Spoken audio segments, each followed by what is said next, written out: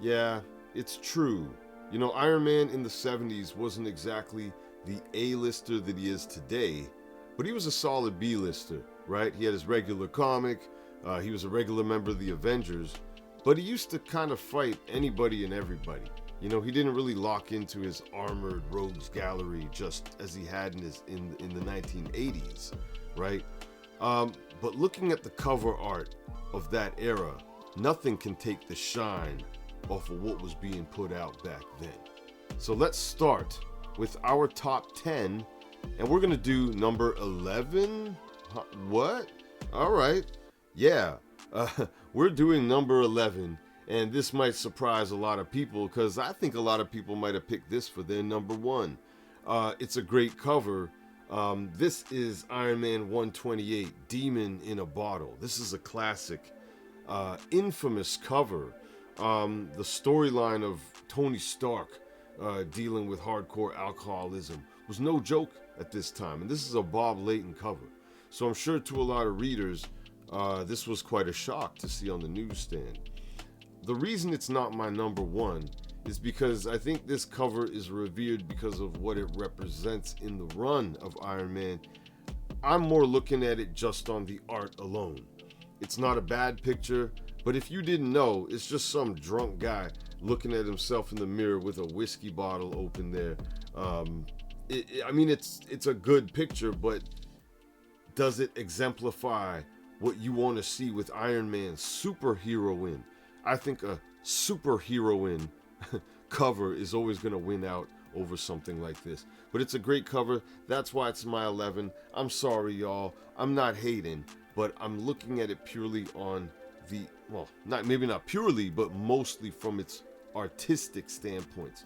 So I'm going to move on straight up into my real top 10. Number 10, Iron Man 97. This came out in January of 1977. And this features the Guardsman throwing a mean right hook to Iron Man here, busting open his armor. I have a thing. I love seeing the Iron Man covers where his armor is just getting tore up. And that's a great looking punch by the Guardsman. That's a big reason why I put this on my top 10. This is by Ron Wilson and Crespi. I'm gonna name some of the artists involved. I don't know if I can name everybody, but I like. There's a lot going on this cover. The cop shooting at Guardsman from the back, and these civilians at the front. The woman there covering her ears, like, oh my goodness, oh my goodness. Look at the phone behind Iron Man, getting bust up too. I like the action on this cover. I dig it, man. Again, maybe a lot of other people wouldn't have picked this for their top 10, and that's fine. This is my top 10. All right, take it up with Consumer Affairs. All right, moving on. I'm gonna go to number 9. Oh yeah, this is Iron Man 63. Okay, and Iron Man's getting dealt with by Dr. Spectrum. Dr. Spectrum. And this is not Dr. Spectrum from the Squadron Supreme. This is from the Squadron Sinister, who he had faced earlier in an Avengers issue, number 70. His real name is Dr. Kinji Obatu, who is a Ugandan government representative turned supervillain named Dr. Spectrum. I like this look for Dr. Spectrum. I even kind of like him holding the power prism in his hand like that.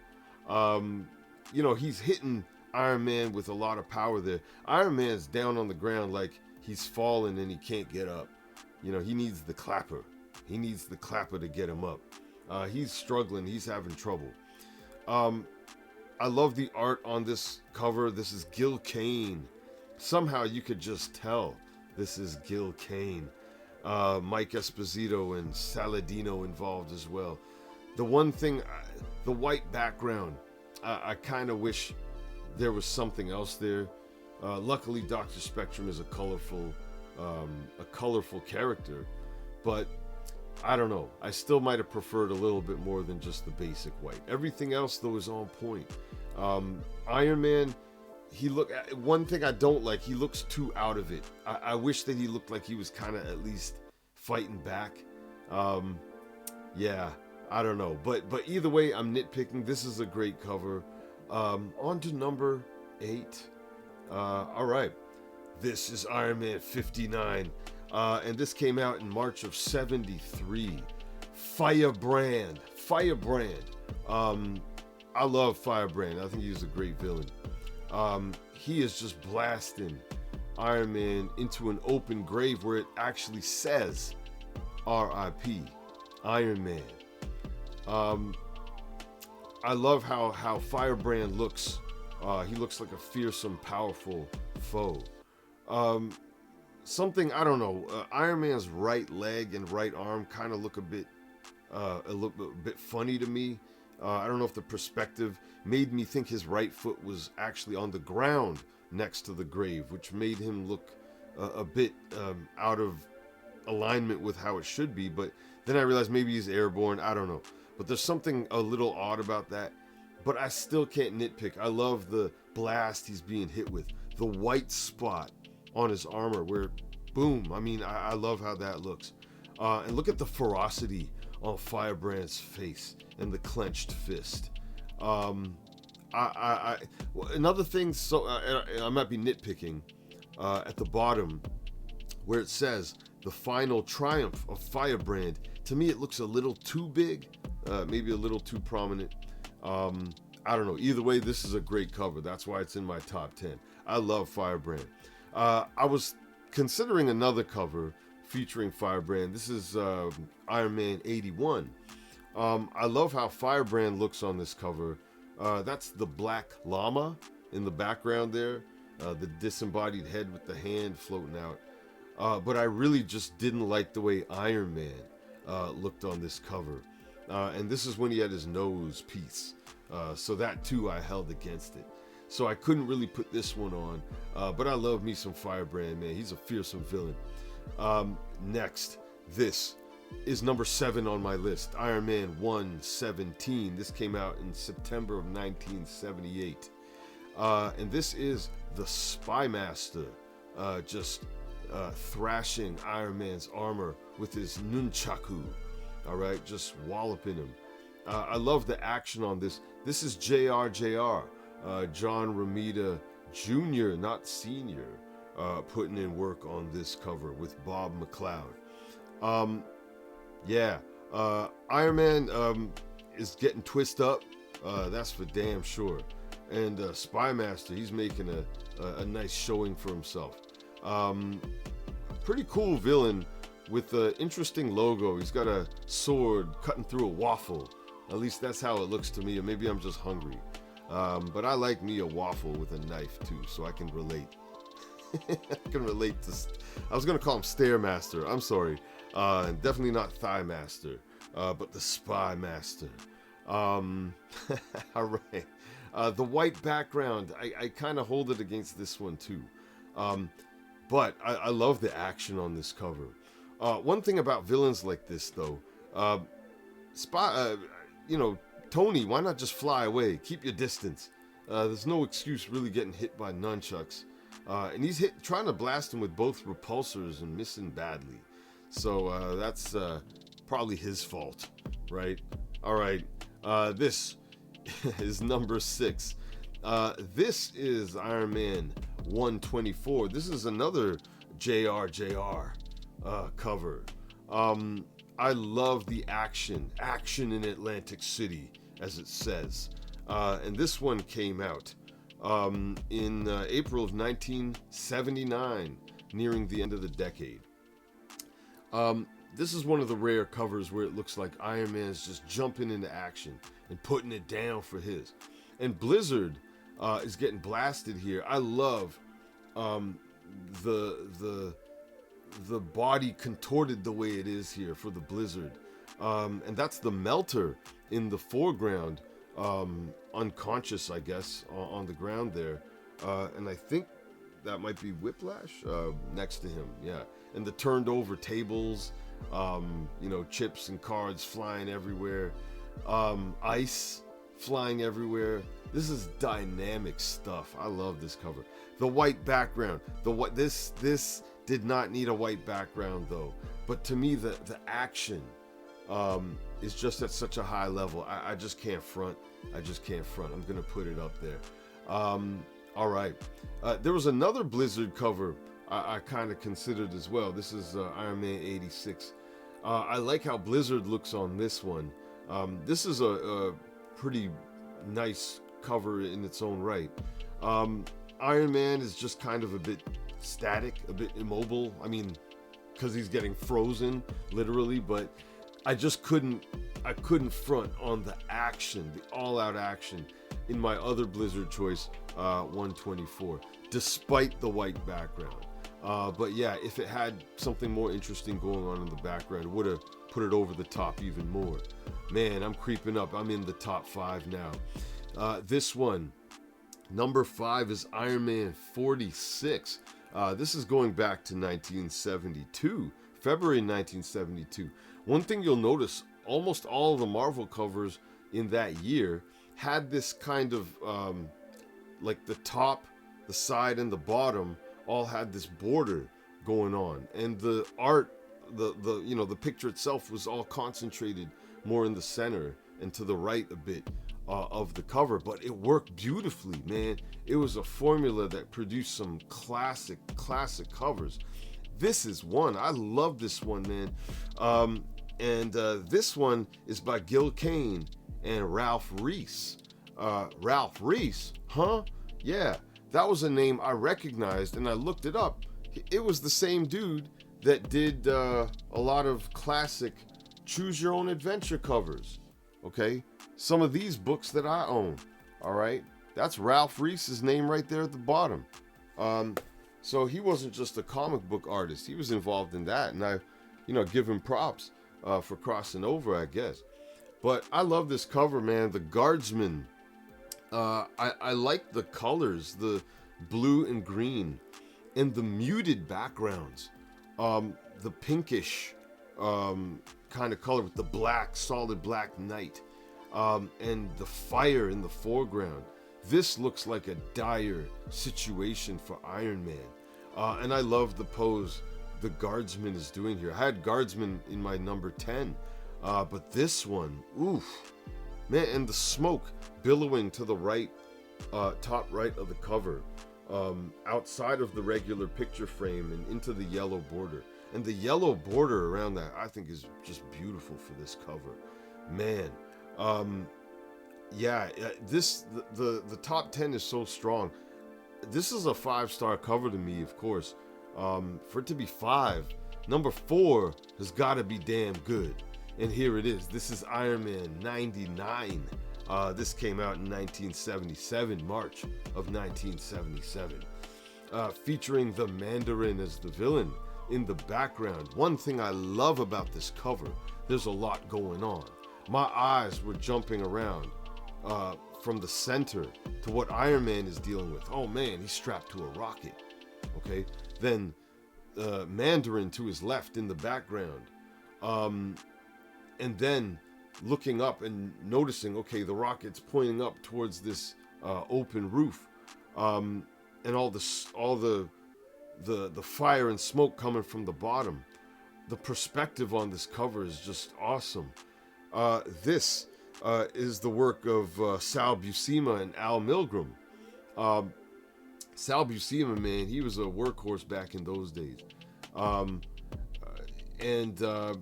Man, again, the top 10 is so strong. This is pretty much a perfect cover. I can't take anything away from it. So, moving on to number 3. Iron Man 74. This one always made an impression on me. This one has Modok on the cover. And this is by no means a perfect cover, but I'm still going to give it a 5-star because this is a cover that I would have recognized from a distance. From orbit, I would have recognized this one. Modok to me looks extra fearsome in this giant body that he has. Crouching down, holding a broken Iron Man. And this is from 1975. I think this is the year that Iron Man had that nose. I couldn't even hold that against this one. Again, I do see some flaws in this picture, but I don't care. Seeing Modok in this state, to me, is just frightening. I just couldn't put any lower than that. All right. But yeah, I'm moving up into the silver medal winner, number 2.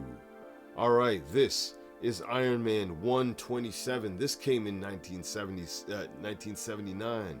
Bob Layton, all right, who took over Iron Man in those days, and he was the Iron Man artist of note in the 80s. But look at this one, alone against the super army amassed by Justin Hammer. Iron Man is just taking it to a cavalcade of supervillains. I love the action on this, and Iron Man himself, the action that he is generating on this cover is what made this the number 2 cover for me. The punch he's delivering to the Blizzard, the repulsor ray blast that he's hitting Spymaster with in the background, that is Spymaster. The shine off his armor. Usually he's getting dealt with and his armor's getting busted up on his covers, but not this one. He's taking it to them. He's giving them the business. The villains covered. I'm actually going to read this off. Forgive me for that. But there is the Beetle, Blizzard, the Constrictor, Leapfrog, all right, the Melter, Porcupine, the Spymaster, Water Wizard. I always want to say Weather Wizard. I always mix them up. The Water Wizard, and finally, Whiplash. There are some other minor league villains of note, not of note maybe, that he also fights here, but we're not going to mention them. I just love the all-out action on this cover. Nothing holds this one back for me. This might surprise a lot of people. I have a feeling a lot of people would have overlooked this one, but not me. And finally, on to my number 1 gold medal winner, Iron Man 48. Firebrand returns again. I love Firebrand, and this cover to me is perfect.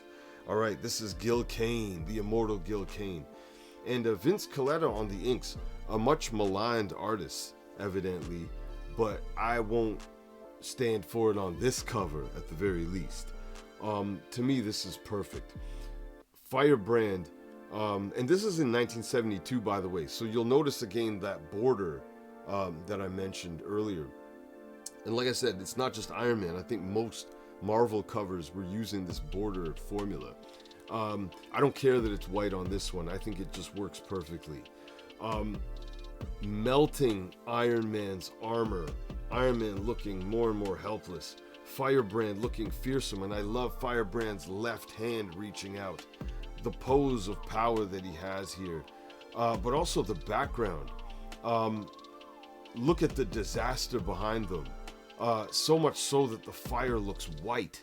Must be a lot of ash in the air. And people scrambling for safety. Man, this, and look at the bottom here. The Fury in the Inferno.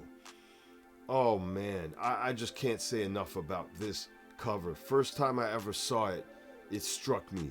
And the 100th or 200th time seeing it, or 2000th time seeing it, still strikes me. This is my number 1. I don't care what anyone says. There you go. That is my top 10 of Iron Man covers in the 1970s. Probably an overlooked era for Iron Man. I think the character more or less hit his stride in the 80s and grew to be more than he was. But were the covers any better in the 1980s? We shall see. And we shall see that another day. The Pop Culture Cosmonaut is signing off.